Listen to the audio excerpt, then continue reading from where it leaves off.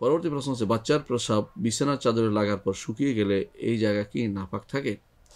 জি, বাচ্চার প্রস্রাব বিছানার চাদরে লাগার পরে শুকিয়ে গেলে ওই জায়গা নাপাক থাকে।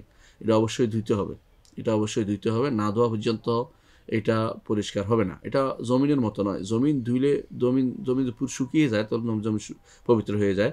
কিন্তু কাপড়-চোপড় এগুলো শুকিয়ে গেলে পবিত্র হয়ে যায় না, এগুলো ধুইতে হবে। এখন যদি কোনো কারণে আপনি জানেন না এই কাপড়ে পবিত্র কি অপবিত্র সন্দেহ থাকে, তখন আপনি ধরে নিবেন যে এটা শুদ্ধ বা পবিত্র মেনে নেবেন। আর যদি এখানে সন্দেহের কারণ থাকে যে বাড়িতে ছোট ছোট বাচ্চারা আছে, তারা যেখানে সেখানে শুয়ে পেশাব করে আপনি জানেন, তাহলে আপনাকে সাবধানতা অবলম্বন করতে হবে।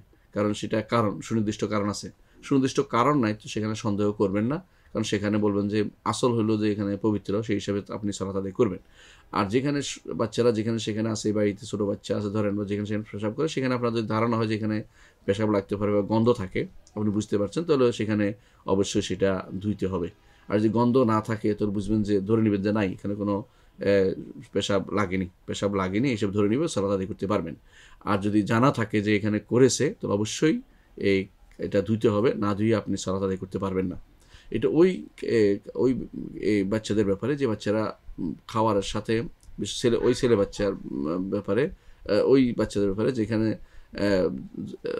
ছেলেরা বড় একটু কিছু খায় এরকম, অর্থাৎ দুধের সাথে অন্য কিছু খায় এরকম ছেলে বাচ্চাদের ব্যাপারে এই হুকুম। আর যদি শুধু ছেলে বাচ্চা হয় শুধুমাত্র এবং তার দুধের সাথে কিছুই খায় না, তো তার ব্যাপারে সেটা শুকিয়ে গেলে সেটা পবিত্র হবে। আর মেয়ে বাচ্চা হলে তখন সেটাকে ছোট অবস্থা থেকে শুরু করে যে কোনো সময় সেটা যদি পেশাব করে, সেখানে অবশ্যই সেটা ধুইতে হবে। সেটা এভাবে শুকিয়ে গেলেই চাদর পবিত্র হয়ে যাবে না, সেটা ধুইতে হবে। এবং সেটা যদি যে কোনো জিনিস ধোয়ার ব্যাপারে এখানে আরেকটা জিনিস মাসালা আছে, এটা হচ্ছে যদি পানি দিয়ে ধুইতে না পারা যায়, অন্য কিছু ধুলে কি সেটা পবিত্র হবে কিনা। অনেক সময় ধরেন বলে, যেগুলি বলা হয় ড্রাই ওয়াশ বলা হয় অনেক সময়, সেগুলো যদি কোনো ইমাম আবু হানিফা রহমতুল্লাহ আলাইহির মতই এখানে শক্তিশালী। তিনি বলেন যে যা দিয়ে দূর করা যায় তাই হবে, যদি সেটা পেট্রোলও হয়, যদি সেটা কেরোসিনও হয়, যদি সেটা এই জাতীয় কোনো ইয়াও হয়, কেমিক্যালও হয়, তা দিয়ে দূর করা গেলে সেটা পবিত্র হয়ে যাবে। এটা হলো ইমাম আবু হানিফা রহমতুল্লাহ আলাইহির মত। এই হিসাবে মোটা চাদরে, মোটা কাপড়ে, মোটা এতে বিশেষ করে যেগুলো এখন পরে মোটা মোটা উলের কাপড়ে যেগুলো পরা হয়, সেগুলো যদি তার মতো যদি কোনো ড্রাই ওয়াশ করা হয়, তাহলে সেটা মানে পবিত্র হয়ে যাবে। অন্যান্য তিন ইমামের মতে না, সেটা পবিত্র হবে না। কারণ হচ্ছে সেটাতে পানি দিয়ে ধুইতে হবে। পানি দিয়ে ছাড়া পবিত্র, পানি অথবা মাটি ছাড়া কোনো অন্য কিছু দিয়ে পবিত্র হওয়ার নিয়ম অন্যদের কাছে নেই।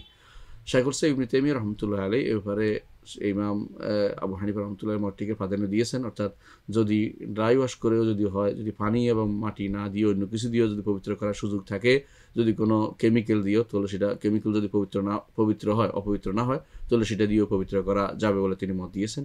এবং এই মতটি অনেকটাই শক্তিশালী, কারণ আসলে অনেক সময় বড় বড় যে সমস্ত এই ইয়াগুলো আছে, ধরেন যে সমস্ত চাদর আছে বা বড় বড় যে সমস্ত উলের জিনিস আছে, অনেক সময় মানুষ কম্বল পরে, অথবা এগুলি যদি কোনো ধোয়া হয় অনেক সময় সেগুলো নষ্ট হয়ে যায়, আবার আরও ছড়িয়ে পড়ে বেশি জায়গাতে। এই জন্য সেটা যদি ড্রাই ওয়াশ করা হয়, আশা করি পবিত্র হয়ে যাবে ইনশাআল্লাহ।